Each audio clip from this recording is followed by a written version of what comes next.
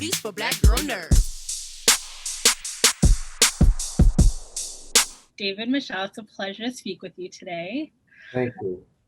So what has your experience been like with the craft? I mean, it's been almost 24 years since the original. So what's it been like for you? It was 1996, Catalina, but I hadn't done the math. You know what I mean?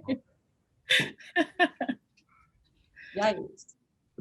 Well, I didn't have any experience with the original, so my experience has just been with first the script and then the experience of shooting, and I've loved it. I mean, I immediately recognized in the script that Zoe sent me that she was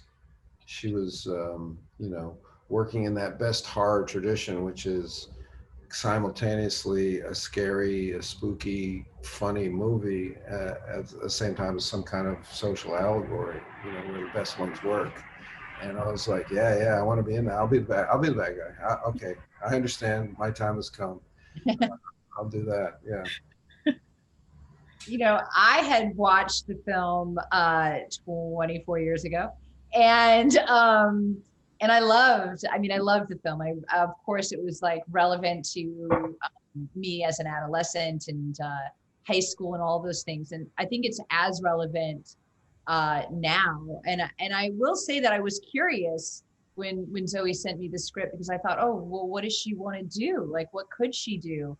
And David and I have spoke that, within 10 pages of having, read it, we both knew we were going to do this movie because it was so smart and it spoke to so many timely issues, current issues, and breaks down so many of the social norms that we're used to. And so it's definitely got a fresh perspective. So I'm excited to see this generation watch it and appreciate it as much as, my generation did back in 96.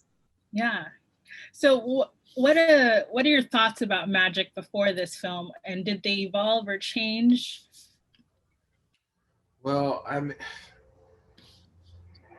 what I liked about the magic in this, I've thought about magic a lot. I mean, my thesis in graduate school is called Magic and Technology in Contemporary American Fiction. Wow. So I've thought about magic and technology a long, long time.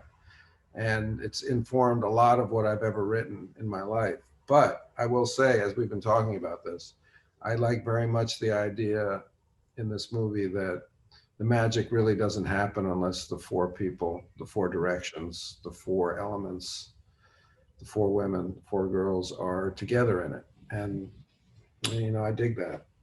Yeah, I agree. That's how I feel too. And I think it honors and celebrates a collective voice, and that we're all stronger truly together, as opposed to using our individual strengths, and kind of collaborating and making our voice heard in a larger power. And I think those are things that today that's going to really resonate with people.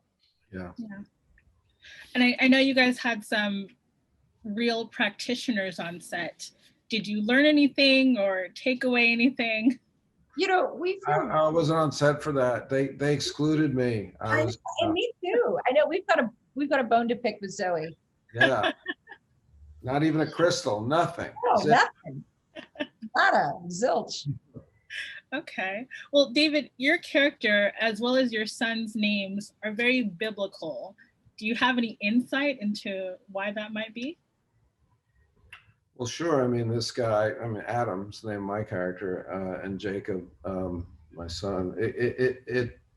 It's referring. It's shouting out to a male tradition, a masculine tradition that my character wants to continue. And in the reality of the film, the power of the male comes from the female. That's the kind of hidden secret of the male power in this. And so, it's hearkening back to a long, long male-dominated tradition. The first man, Adam. Yeah. Well, this has been so fun. I am such a fan of both of you. David, my dad and I watch X-Files all the time and can quote movies. And yes, so thank you both very much. And I hope the best of luck for the film. Thank you very much.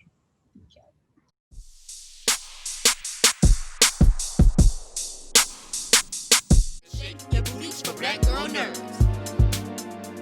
Better shake your booties for black girl nerds.